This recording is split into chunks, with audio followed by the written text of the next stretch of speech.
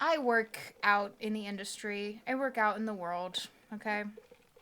So... In the world? In What? the world, yes. I have to deal with flesh-faced people. Ew, why would you say it like that? That was I was disgusting. trying to think of, like, the grossest way I could put it. I have to see their fleshy faces. Ew, stop.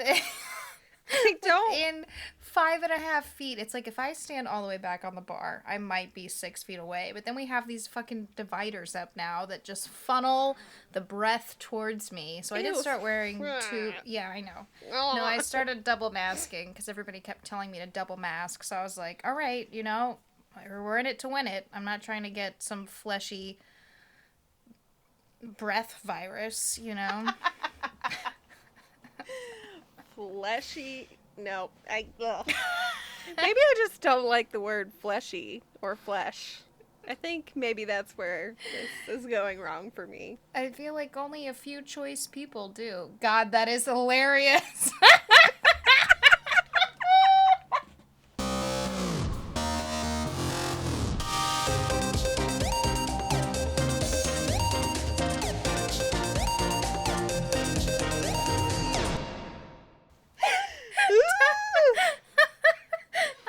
I just witnessed her taking a selfie while I was saying fleshy.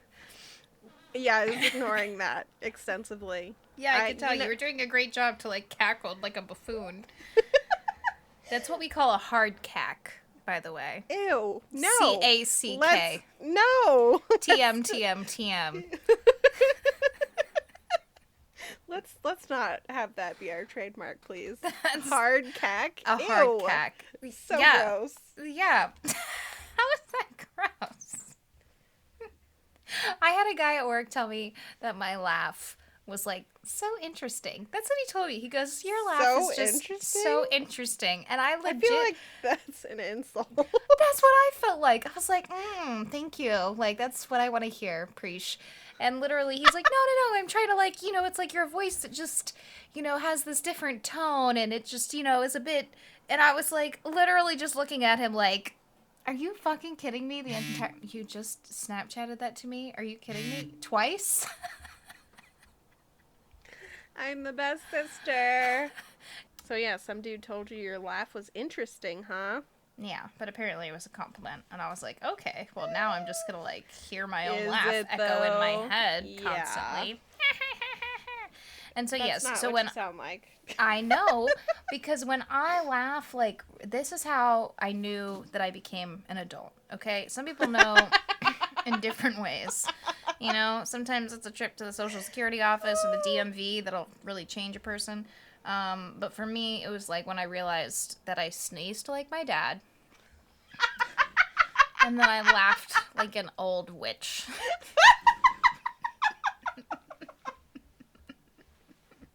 And it's true, because if someone really makes me laugh, it was like funny when I was going out to comedy shows and stuff like that in Jacksonville in the pre fleshy breath virus days. God, can you please stop? That's my favorite term and I for hate it.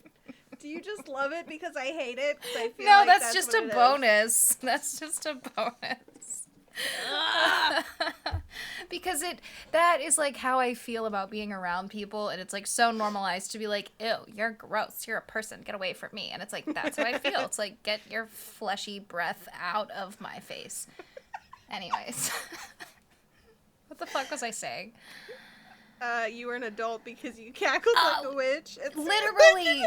And I wouldn't realize it until, like, somebody had, like, you know, like, you're recording a Snapchat or something like that, and I hear it back, and it's like, and I'm like, who the fuck is that old hag in the back? Oh, it's me.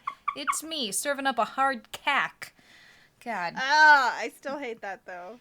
No, it's cackle. It's short for cackle. Yeah, but anyways. Obviously, cackling runs in the family because I cannot stop myself or help it. It's just how it happens. That's just how we know that we're adults. You know, it's like some people get bar mitzvahs or bar mitzvahs. We get a good hard cackle. Here we go. It's so much better. I was really concerned for a second. I don't know if you saw the fear in my eyes. as you were saying it. I did see the like, fear. please don't. It's so gross. Yeah, I was going to do a bit about that back in the day, but yeah. That was my story.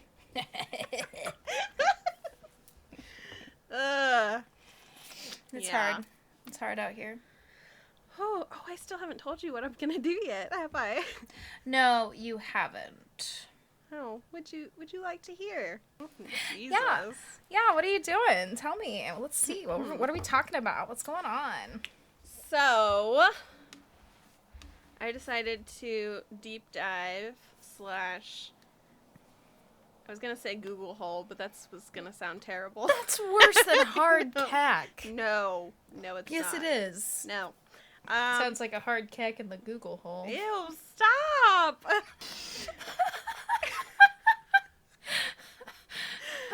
I'm so sorry. I'm going to cut that out. That's terrible. I feel like you won't, but I guess we're going to find out. So, what are you doing this week? What are we talking about? Well, I was listening to our favorite podcast, and I heard the term spirit box. And I realized that I have no idea what that is. Oh.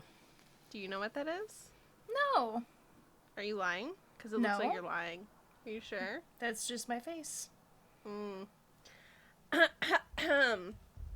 yeah, I was listening to our favorite podcast, and they mentioned something about a spirit box, and I'm like, after all the years of watching Ghost Hunters, I've literally never heard that term. So, like, is it a special box where there's, like, a little voice that comes out or something? Or, like, you put, like, sparkly magic in it and then ghosts talk through it? I don't know. Is it the latter? Because I hope so. I know. I wish it was. So, a spirit box, which sounds so magical, is really just a device to capture EVPs. So I'm going to go in a little sidetrack, talk about what EVP is. EVP stands for Electronic Voice Phenomenon. So basically EVPs are just sounds that are found on electronic recordings that are interpreted as spirit voices, which we know from our religious watching of Ghost Hunters. It was an interesting word to choose to It's describe not how inaccurate. much we watched Ghost Hunters. Is it inaccurate, though? Because I don't think so. I don't think so either. So, these sounds are recorded either unintentionally or intentionally. And it was popularized by parapsychologist Constantinus Raudive. Yeah. Excuse me. In the 1970s. I think he was a Latvian parapsychologist. He was a sweet Latvian. But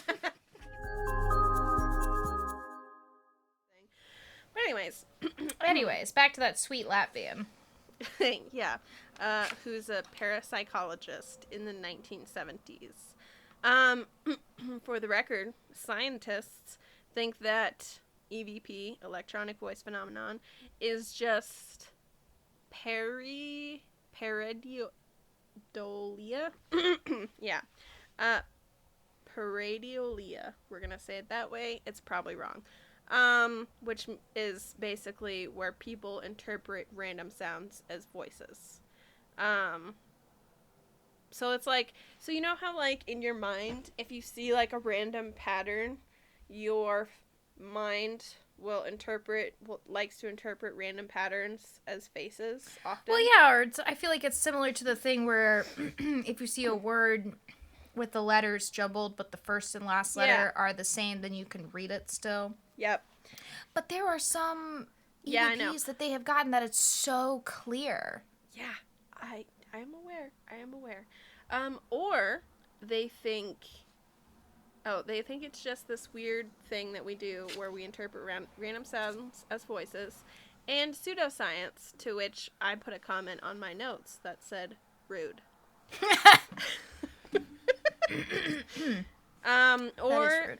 yeah, or it could be apophenia, which is similar, which is the spontaneous finding of connections or meaning in things that are random, unconnected, or meaningless. Which, like, to me is like, I just think that's like the scientist's view on life in general, and that's really depressing. It is really depressing. And one thing, so I told you about this show on Netflix called Surviving Death. Yeah. Mm-hmm. Such a cool show. And the first part about it is about near-death experiences. And one thing that this guy says is like, well, yeah, most of our research is based off of anecdotes. And he goes, but that's how most of science, like in scientific studies, start. It starts from stories. It starts from reports. It starts from recordings that people, have. Well, and it goes like, from there. So I don't know. In my personal mind, it's like, yeah, you could sit there and claim that, like, these images are just images that are indoctrinated during your life, that your brain plays because that's what you expect to see before you die or some shit like that. Like, I'm just using this They talk about all that. Okay, but, like, yeah, I guess maybe, but also that doesn't mean it doesn't mean anything either, personally. Yes, 100%. But I literally, like, the part that I just watched before we started doing this was he was saying that, like, how people say that pain, like, medication has something to do with it, but then they proved that that actually it inhibits NDEs, and people who have, like, lots of pain medication and, like, sort of that subduing medication don't experience or report an NDE because they're so subdued. So that's out of it. And then they say that it's like a lack of oxygen. But there have been recorded cases of patients that have had 0% oxygen to the brain, 0% recorded brain activity, and have still had an NDE. Yeah, and his whole point is like, well, when you're looking at just brain activity and just physical characteristics, you're completely negating the fact that consciousness is a factor. Yeah, and that's one thing that, like, I mean, yeah, if you're a scientist and that's how you want to view life, that everything is random and there's not meaning in anything and everything is unconnected or meaningless, like, cool for you, bro. But, like, I don't know. Maybe I sound like a crazy person, but I don't want to live my life that way. That's depressing as fuck. Okay, last little tangent, but... No, so it's not. Okay. You're right. You're right. Okay. So I was at work. Surprise, surprise. And there was this couple that was, like, very clearly on a first date, but they had, like, worked together and known each other, and they worked in the medical field, right? Mm-hmm. So the whole time I'm hearing them talk about, like, working, like, within, like, the surgery department, yada, yada, yada. Going back and forth between departments, like, knowing each other at certain, like, internships or whatever, it's like, and their kind of, like, story of, like, how they got to this point. And they're talking about the people that they interact with and, like, the doctors that they interact with and, like, their level of interaction with, like, patients. I mean, they weren't, like, saying anything, like, specific, but they were just sort of talking about their experience. And then all of a sudden she's like, have you seen the show The OA? And then you jumped immediately into their conversation. No, I didn't. I withheld myself from that because I wanted to leave. But I was polishing a glass and I looked at her, like, so hard because I was so, like, what are you about to say about this? Because I expected some sort of, like, cold response of, like, yeah, whatever, it's probably not real and it's, like, all mumbo jumbo about near, like, death experiences and whatever. Mm-hmm. And she starts going on, she's like, yeah, it's really interesting and it's, like, this weird new perspective that I just didn't think about before. And then she stops talking because she realizes that I'm staring at her. So like creepy. A crazy person. I love it. And I was like, I'm gonna go walk over here because I got something really important to do, and I left. But if anyone is ever wondering what it's like to have an introverted bartender, come and see me. I'll give you an experience you'll never forget. So anyway, so I thought that was refreshing that she was talking about the OA, like, based on, like, what their job was. And I was like, wow, that's really interesting that you would even be interested in that. Like, that's cool. So yeah. But anyways, so this guy was really cold apparently and didn't have any hope for life. No, there's no meaning in life or, in anything really. So it's just a really super fun way to live, I guess. I guess. But yeah, scientists also say, that since these clips or the phenomenon are created during attempts to boost the clarity of an existing recording, it might explain some of the EVP, because sometimes they use methods that is like resampling or frequency isolation, noise reduction or enhancement, which can cause the recording to take on qualities that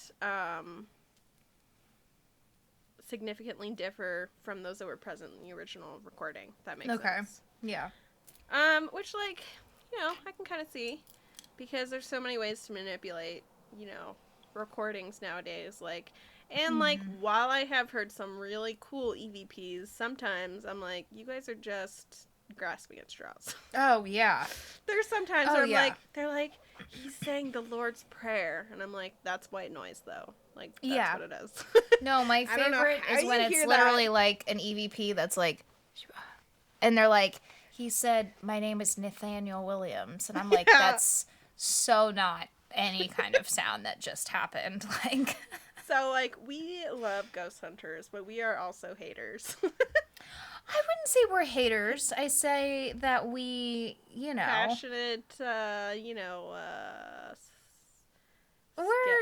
have a healthy dose of skepticism, because it's like, as much as I do want to believe in like cool and supernatural and like mystical and I'd like to believe that there's something extra about life that maybe is beyond our perception or understanding, basically, but I am gonna take it with a healthy dose of salt, because the reality is, it's like a show like that still goes, they gotta make a show somehow. Yeah, they gotta make a show, they gotta have the drama, and they gotta keep the interest.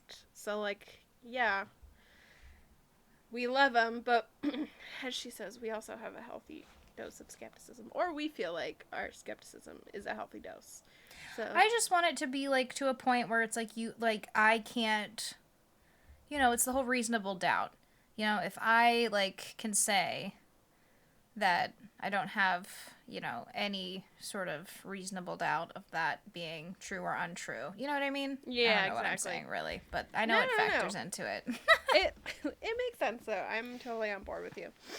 Yeah, man, if you're ever looking for skeptics, the best place that I have found skeptics to immediately jump on shit is under the ghosts subreddit on Reddit.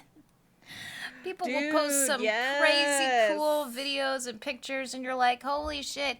And literally, like, the first 1,000 comments are, like, ways that could have been faked, or ways that could have, been manipulated, or, like, it could have been dust, it could have been this, it could have been that, and it's just, like, it honestly gives me hope, because I'm like, yeah, that's, they're not wrong. But like, orbs, cool. I feel like 90% of the time is fucking dust or a bug in the air. Until I see a goddamn orb, like, float like Casper in front of my fucking face. Like, I don't believe that you can capture an orb. Like, unless it's something really, like a crazy... No, I don't know. I still can't... Yeah, it's hard for me to get on board with orbs. It's just dust or bugs. Like, come on, guys. Yeah. Like, use your brain. But anyways, that's a whole other thing. Yeah. So anyways, the very first electronic voice phenomenon recordings have originated with the use of tape recording equipment with cassettes. But, with poorly aligned erasure and recording heads, sometimes it wouldn't erase the previous recordings completely, so when you played it back, you would hear voices that way too. So it's a way to debunk it, but still. So this would allow a small percentage of previous content to be superimposed on top of a new silent recording, kind of like, like double exposure photographs, but with cassette recordings. Some people who are super into EVP listening claim that listening to it is an acquired skill, kind of like learning a new language, which, like, yeah, I don't love that idea, because then it's like, I don't know. You know what that makes me think of? What? That makes me think of, like, sommeliers. Which, like, I'm sure that there are people that can tell the difference between wines. I'm sure that there are. But I also know that there have been, like, you know, pranksters out there that will, like, do, like, a fake tasting with sommeliers and do boxed wine, and they fucking make up the same goddamn yeah. shit. And they're like, yeah, no, this, I can tell this aged, oaky, buttery finish. And then they, like, reveal it, and they're like, this is a fucking boxed wine. That's like with, I feel like artists do a lot of the same thing. Like, oh, you know, I put these lines on a paper to represent the linear fashion in life and how, you know, like, nobody breaks out of the box anymore. We're all just following these lines like ants. And, like, they'll draw, like, 3 lines of a paper and, you know, the fucking art world eats it up. For the record, I went to school for art and I saw this shit in real life. So, I'm not just a hater. I'm an educated hater. I'm an educated hater because it really fucking bothers me. Because people would put in no effort but then bullshit their way through explaining their shitty art and then still Why do get I a feel good like job. Andy Warhol paved the fucking road for that shit? Ugh, that's a whole nother topic about modern art that I just can't get behind because... Yeah. So anyways, back to EVPs, electronic voice phenomenon. A professor named Christopher French, who's a skeptic, is quoted as saying, paranormal investigation and paranormal phenomena in general has always been associated with whatever latest form of technology has been around. He says, specifically pointing to the very first reports of ghost photography that occurred when cameras began to gain popularity, and it's now easily explained as double exposure. Which, to be clear, I do think is a fair point. Mm-hmm. Because as much as I do think there are some really interesting EVPs out there, I also think there's a huge pool of very open to interpretation / faked EVPs as well. Oh, yeah. Know? Yeah, of course. Again, like the art world. I'm yeah. sorry. I'm never going to get over that, guys. Anyways. In 1950, a guy named Friedrich Jurgensen. Right. Yeah, I'm just going to assume is maybe a nice Swedish person. Yeah. This is the cutest thing. He was playing with his cassette recorder in his backyard trying to record songbirds. Oh, stop. I know. It was the cutest little thing. And he played it back to hear the voices of his dead father and wife calling for him. Mm-hmm. So he was really intrigued by that and started experimenting more with cassette recorders and published a book in 1967 titled Radio Contact with the Dead. I love this. Okay, I'm so glad. Real quick. So. Uh-oh. So, you know, I don't like that face. Yeah. I had the most sinister laugh I think I could conjure up when I found this out. But, so you know how we stayed in, like, the haunted places that we could find that were the cutest and the coolest, right? Yeah. Okay.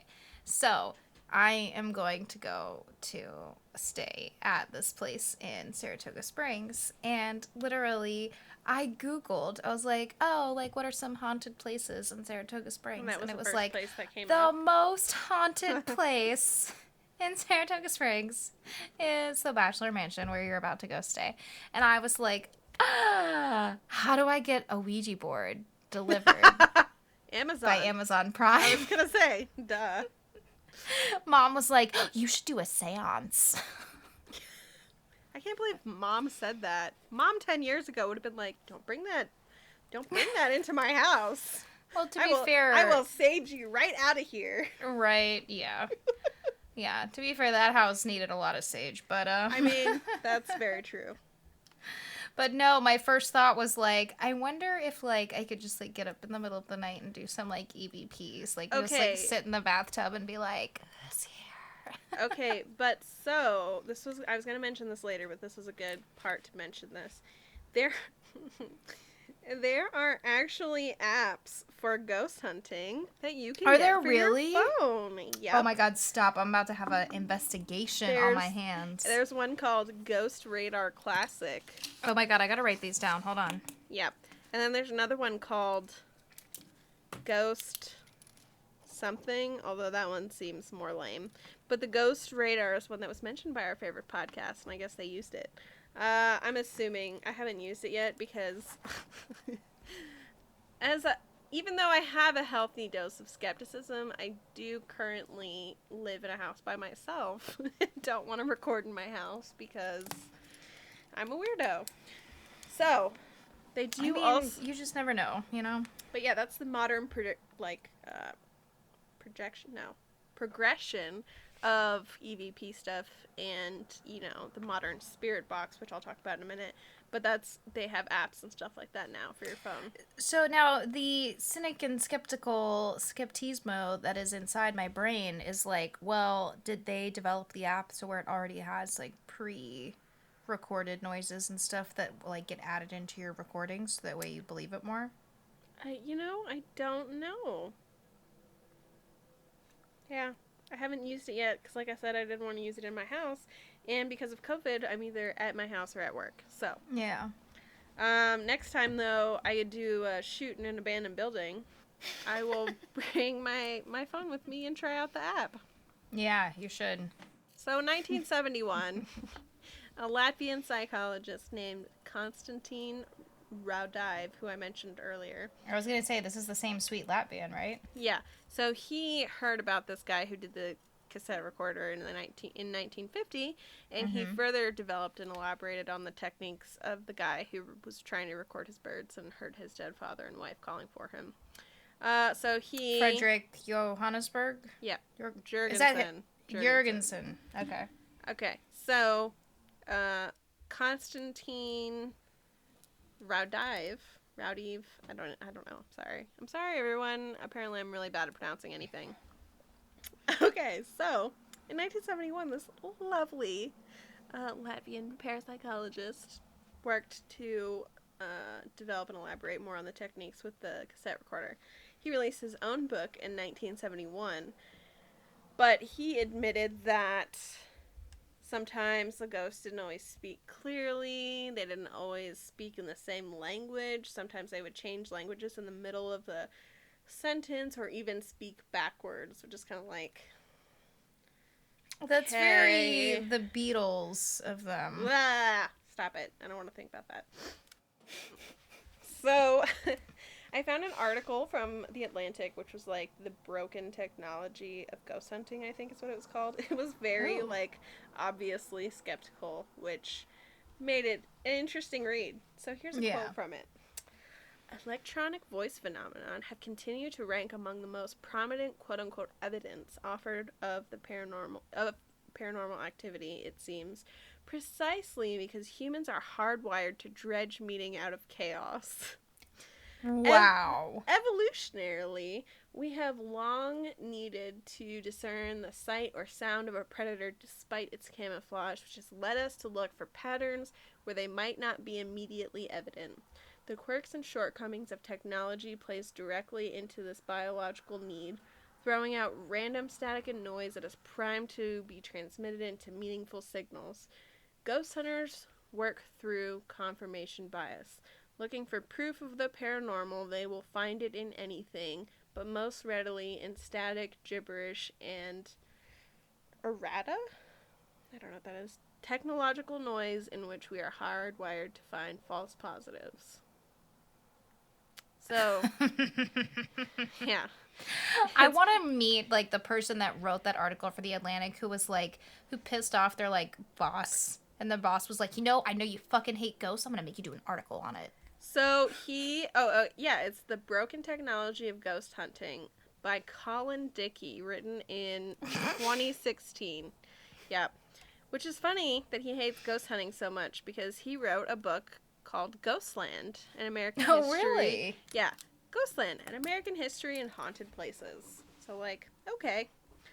But yeah. So I just thought that quote was really funny and super, dripping with hatred. Yeah. Interesting. Wonderful. Yep. So in 1980, there was a man named William O'Neill who constructed the Spiricom. This was... Okay, I'm not gonna lie, I found weirder shit than I expected when I was looking this stuff up. Like, so, he claims that he built this device, the Spiricom, to specifications received psychically from George Mueller, a scientist who had been dead for 6 years. He claimed to be able to have two-way conversations with ghosts, and he provided specifications to build this device for free to researchers. However... Okay. Oops, go ahead. What I want to know, right? Okay, so, like, I did that whole bit about Slenderman, and they're like, there's no way that these girls, like, had any sort of communication with Slenderman. They're obviously psychotic. They had a psychotic break. Mm-hmm. You know what I mean? This dude is like, I spoke to this very specific scientist, and he gave me plans psychically to do this, and here you go. And no one was like, I know it wasn't violent, but still, you know? No one's like, oh, let's stick him in an asylum for the rest of his life because he's obviously fucking hysterical. Well, Do you get what I mean? Exactly. And, like, again, he provided these specifications for people to build a device. However, no one is ever known to be able to replicate his results. Although his partner later claimed it only worked for O'Neill because he had mediumistic abilities that formed a crucial part of the loop that made the system work. Yeah. Yeah. And I also just want to say, like, I want to believe in mediums.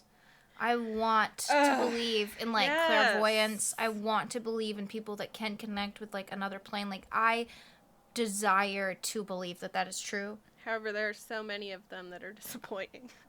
There's so many that are disappointing, and then there are just so many of them. How are there so many of them? How are there so many people that have this, like, fucking talent that you can't, and that's another thing that you can't, like, disprove. You can't disprove that somebody is, because you really can't prove that they are to begin with. Yeah. So it's very frustrating, but it's I mean, I completely agree, because I'm right there with you.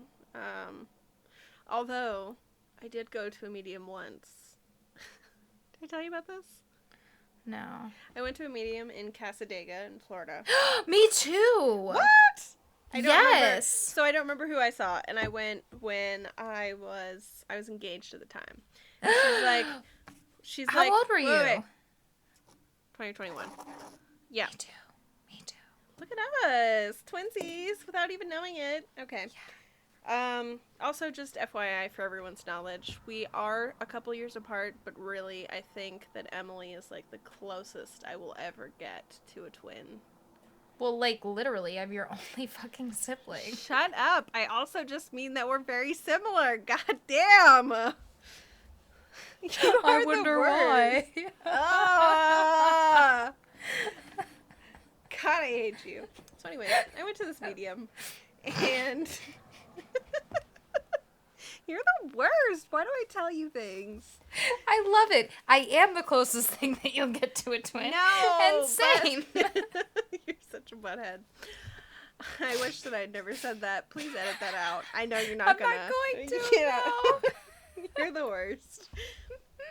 So anyways, I went to this medium in Cassadaga, and I handed her my engagement ring. She asked me to hand her something super personal, and I don't remember the whole conversation because obviously we talked for a while, but she said, one, that I had not met the love of my life yet, and I was like, well, that's my engagement ring, so, and then here I am divorced. Yeah. So I was, like, super annoyed at her, and now I'm divorced, so, like, I guess she told me.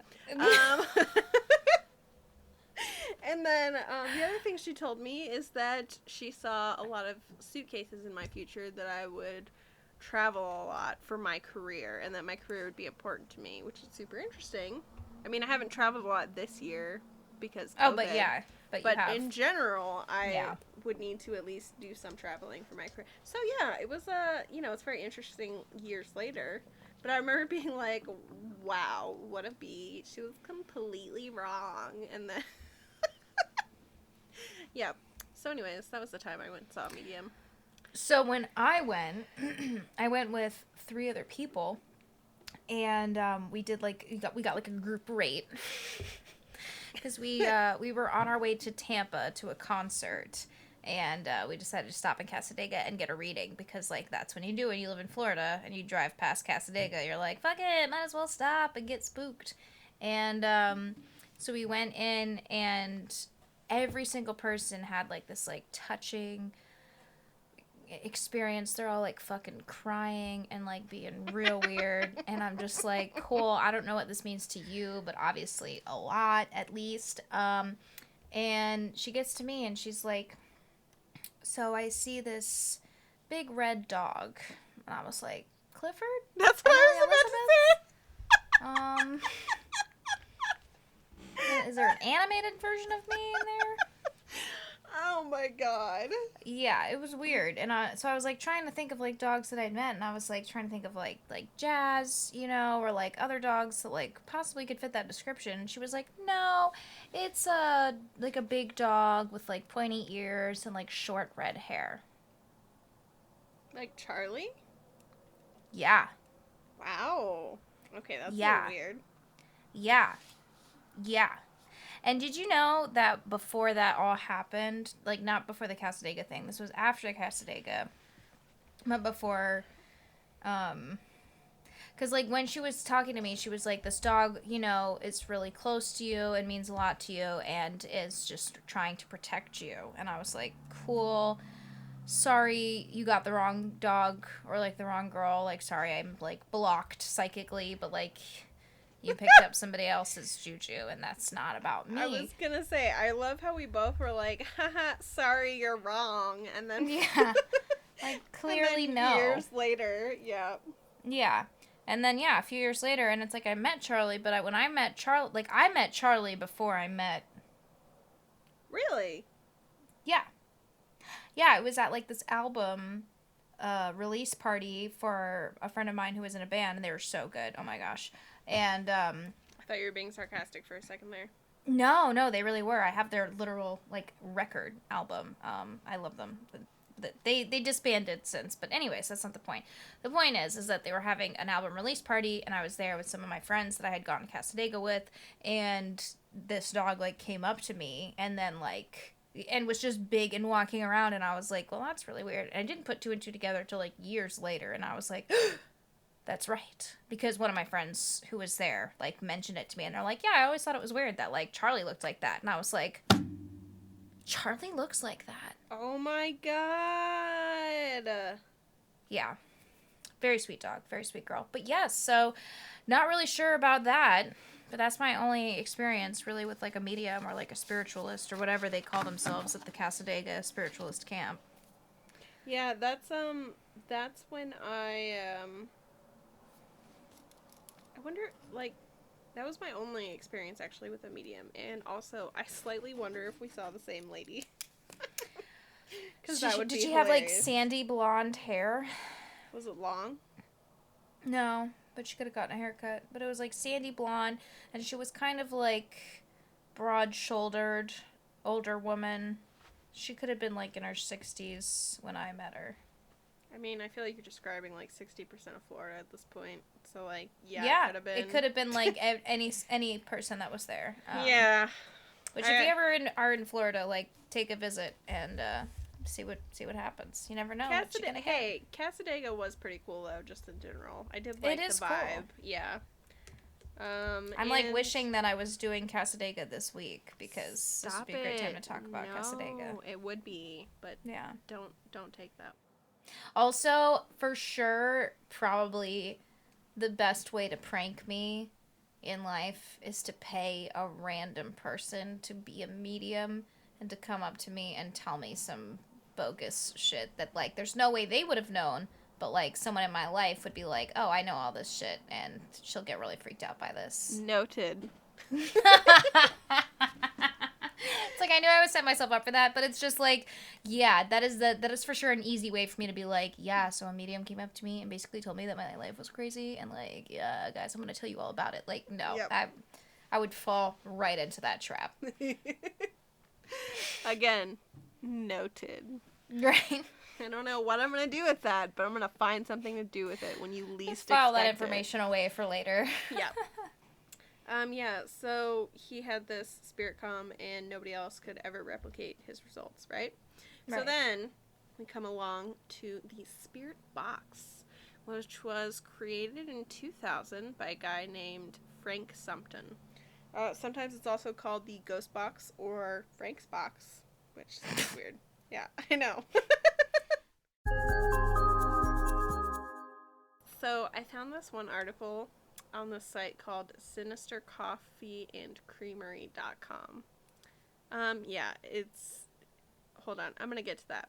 But anyways, the quote says, "A spirit box is a device that rapidly sweeps the frequency channels of radio stations, creating a white noise effect. This is said to allow spirits to use energy to manipulate it to form words and phrases. Clear sounds that are sometimes heard as intelligent responses can be caught while the device scans a multitude of radio stations. It is thought the faster the sweep, the clearer the information." Which to me seems questionable to me, personally. So they're, like, scanning radio stations and, like, picking out quote-unquote clear words and deciphering a message? Is that what I'm getting from this? this? That's kind of what I'm getting also. Okay. So Frank also claims to have received instructions for his design from the spirit world, who also informed him that he was a purple princess from a planet called Pleiades. Yep. So he, It's a bold statement, Frank. Yep. So then he gave the device to the people that the spirits told him to give it to, and gave it free of charge to paranormal researchers. Critics of the device say that it's highly subjective and incapable of being replicated, since it relies on radio noise, and any meaningful response a user gets is purely coincidental or result of imagining, which is what they said about in EVPs. But this spirit box or ghost box is popularized by Ghost Adventures. Yeah. Before, when we were talking about, like, being skeptical about things, it's like, absolutely everything that they do on that show, I can be like, yeah, they could have just done that. Oh, you got scratched, and you were pointing the camera at the two other people? I know. Oh, I wonder how you got scratched. They're so dramatic, too. Like, I just cannot with them. Yeah. Douche city of douche. Douche sold separately. City not included. He also, I just can't. I love how you're laughing at your own joke. God. I'm laughing because you just are breezing right on by that. You're just like, he also, Well, he has douchey hair, too. That's all I was going to get at. Oh, my God. It sticks straight out like a shingle from a roof. Yes, exactly. That was awful. Yeah, so I had to put that in there because it's popularized by Ghost Adventures. What? Remember when we tried to watch it at the mansion? It was fucking just... And I was also, I love how you're just like, remember we had tried to watch it at the mansion? Like, it was a mansion, okay? Spent most of my free time in mansions. No big deal. Just hoping that I have a close encounter, you know? Yeah, that's the, you know... That's the spirit. Oh, God. All right. There's the old lady cackle. On the back. Yeah. I know, right? Ugh. So anyways. Sinister Coffee and Creamery. I had to do a little bit about this because I was like, what is this place? Exactly, yeah. They do coffee and ice cream. The creators are Kelly and Michelle Callagher. They founded it in 2018. They're married. They also, so they do coffee and ice cream, but then also investigate haunted houses and have a blog for it. I love that. Yeah. I fucking love that. I know, those goals right there.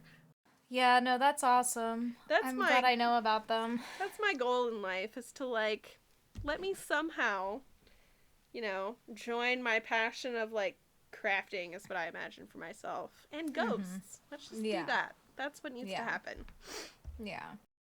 So, yeah. Back to, like, the spirit box thing. I'm so sorry. I just had to, like, go on that little tangent with the Sinister Coffee and Creamery. I'm so sorry. I keep tangenting with you. No, but it just seemed like the perfect, like, I'm like, there's no way I can read about this Sinister Coffee and Creamery and not talk about it. Yeah, like, yeah. Oh, it's just the cutest little thing. Yeah. Anyways, so in 1997, somebody named Imants Barras, who is the Department of Psychology at the University of Western Ontario, did experiments using EVP methods that were used by our Latvian friend, Konstantin Raudive? I don't know. How do you spell it? Raudive. Yeah, okay. Yeah. So they turned on a radio to an empty frequency, and over 81 sessions recorded more than 60 hours of audio. During that time, a person would either sit in silence or ask questions of any potential EVP sources. However, like, did they do this in a haunted house, or did they just do this at the college? That's my question. Anyways, so they said that there was some voices, but they were too few and far between to represent viable data and too wide to interpretation. There's a quote: "While we did replicate EVP in the weak sense of finding voices on the audio tapes, none of the phenomena found in our study was clearly anomalous, let alone attributable to disincarnate beings. Hence, we have failed to replicate EVP in the strong sense." The findings were also published in the Journal of Scientific Exploration in 2001 and included a literature review. So, I don't know. Like, I feel like if you're just in a recording studio and you just have it going, like, yeah, that would be boring. And maybe it's not haunted, so maybe you won't get anything. I don't know. So in 2005, the Journal of the Society for Psychical Research published a report by a paranormal investigator named Alexander McRae. McRae conducted recording sessions using a device of his own design that generated EVP, which also, like, why do you need your own design? This is, like, 2005. There are voice recorders around that you could just, like, pick up at Office Depot. Yeah, no, that's totally fair. And it's also like these other two sound like they only worked for the person who invented them. You catch my drift? Yeah, exactly. Gives me like Fox Sisters vibes. Exactly. So, in an attempt to demonstrate that different individuals would interpret EVP recordings in the same way, McRae asked 7 people to compare some selections to a list of 5 phrases he provided and to choose the best match. So, in his experiment, he would, like, play audio, and then he's like, okay, which of these 5 options do you think sounds the most like it? McRae said the results of the listening panels indicated that the selections were of paranormal origin. So, I'm assuming by that means that most people selected a similar answer, which, like, yeah, okay. But you're giving them 5 options instead of just saying, listen to this, tell me what you hear. Yeah, exactly. You're very much setting themselves up to be like, oh, it's going to be one of these 5. So, it's like your mind takes a different path at that point. Yeah, no, I completely agree. So nowadays, apparently, aside from ghost adventures, most people just use portable digital recorders, i.e. what they use in Ghost Hunters, why we never heard them mention it. But a short Google adventure revealed that you can still purchase spirit boxes on Amazon. I love how everything fucking comes back to Amazon. Literally everything. And they range from about $20 to $140, and a lot of them have good reviews. I don't know. So, yeah, that is my adventure into the spirit box and EVPs. And would you call that the spirit box soapbox? I guess. The spirit soapbox? The soapy spirit box? That's what I was gonna say! Yes! That was exactly what I was gonna say. Oh my god. I saw it percolating in your mind. Yeah. I was gonna say in your brain. In your brain. In your brain. But yeah, I definitely had fun looking this stuff up, and we've watched a lot of ghost hunters and stuff like that, but, like, I've never really, like, looked into, like, the actual history or definition or where the stuff came from, so it was fun for me to look up. No, that is really good to know. I like to...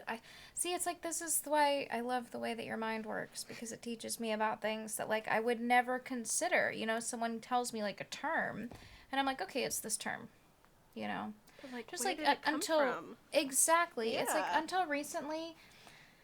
This is going to sound so dumb, No, but it's not. I'm about to put it out there. I didn't realize that you could drive on the rumble strip if you can't see. That never occurred to me. Like, if I couldn't see when I was driving. And even in Florida, too, there's a shoulder rumble strip, you know? It's like, there were plenty of times where I could not see in terrible thunderstorms, and I'm literally just following the person's headlights ahead of me. And that's how I drove in conditions like that. And in the snow, you know, it's like, especially if you're driving at night, you're not guaranteed that you're going to have someone in front of you. And it never occurred to me to drive on the rumble strip, and that's how you can tell where the road is, which is like, duh. That makes a lot of sense. That's so funny. Yeah, duh. Like, 100% duh. But that's another one, that's like my point is like, you know, you give me an acronym for something, and you're like, oh, it's an EVP. It's electronic voice phenomena. Bang. And I'm like, oh, okay. Yeah, no, I mean... That's as far as my mind goes into it. I don't question it at all. But that's why we started this podcast. Is for all the things that we, like, randomly think about. Because this is the weird shit that I wonder at night. And listening to the podcast, and I'm like, what the fuck is a spirit box? Like, what are they talking about? Although, again, I do wish it was something more magical. Just, like, some glitter, some sage, and, I don't know, something else in it. That was good. I'm glad you liked it, though. I feel like it went down a couple of unrelated rabbit holes, but, like, I felt like I couldn't talk about the spirit box without also talking about EVPs. So, in actuality, I feel like I accidentally covered 2 topics anyways. You know, it's like, it's funny because you did say spirit box, and I know that's what we were talking about, but in my mind, I was like, oh yeah, you covered EVPs. Because I felt like I had to explain it because, you know, I feel like it's a different word for the same thing. Well, but EVPs is the phenomenon, the spirit box. And the spirit box is like the made thing. Is the specific tool that those weird guys got from psychic. Those weird tools. Ha! You know, they got the instructions from alleged the spirit world. And one of them was told that he was actually a purple princess. So, you know. I hope that he wrote like an autobiography because I want to read more about the purple princess. Hey, I mean, I wrote his name down, so, you know, you should look him up. One was like... I should. Frank. Crap. Oh, yeah, his name was Frank something. What was it? So, we have... William O'Neill was the first guy who came up with the spirit comm. Okay. And he did it to specifications received psychically from George Mueller, a scientist who had been dead for 6 years. And then the spirit box was created by Frank Sumpton, who claimed to have received his instructions for his design from the spirit world, who also informed him that he was a purple princess from a planet called Pleiades? Pleiades, that sounds better. And you know, spirit world, if you just want to, like, give me random information, like, I'm also a purple princess, I'd totally be okay with that. You are, though, because you're purple every time I look at you, because you have that plant light in your room. So you're always a purple princess. And your name literally means princess. Fun fact. Plant / party light? What? What? Yeah. Also, when you were saying that about William O'Neill and George Mueller, I'm like, what a cute sitcom that would be. Could you imagine, like, the energy of Reba, but it's like some dude who's like receiving messages from the spirit world about how to make a spirit box, and like that's the sitcom and like the antics that they get up to. It's like Reba and Van. Imagine if Reba was giving Van directions from the spirit world. That's I mean, I also think about, like, we've talked about it before, where, like, I wish somebody would do a sitcom from, like, the view of the ghosts. Like, okay, this lady just walked in here, you know, I feel like it would be super fun to move her pen every 30 seconds. and just, see how she reacts. I don't know. I'm a spirit. I have, like, all the time in the world to kill. Maybe I'll shut off the light occasionally, give some party vibes, Yeah. Yeah, no, if I was a ghost, that would be my prime directive, is to fuck with people. Because what else are you going to get up to? Yeah. But also, how funny would it be if there was like a ghost show that was like sort of like America's Got Talent or like American Idol or So You Think You Can Dance. God, those both have the America in it. I just realized that. We're always looking for talent, always trying to discover things. Fucking America. And claim it for our own. But yeah, no, like one of those shows. I saw a video on Instagram the other day of like the... Did I send this to you? I might have sent it to you. Of like the Walking Dead, like Walker auditions. Yeah, I did. Imagine if there was like a talent search for like the best haunts. Like the little poltergeists, when Peeves is like coming up and trying to fuck with somebody and you have to like do it in a creative way. Yeah. I would watch that. I would watch that so hard. Oh, what? What? That'd be oh, your light went out. Oh, it's dead. Nope. It's not. Hey, maybe there's just a ghost trying to show me that it's also haunting my room. Great it's way. Like, yeah. It's trying to be like, by the way, I'm the ghost of... Never mind, I'm not going to say it. No, now my light's fine. Cool. Cool beans. It's probably the deer whose skull you have. Rude. Actually, I have a few leads on more animal skulls for me to paint, so, Nice. Yeah, there's that. You're like the Gothic Cinderella.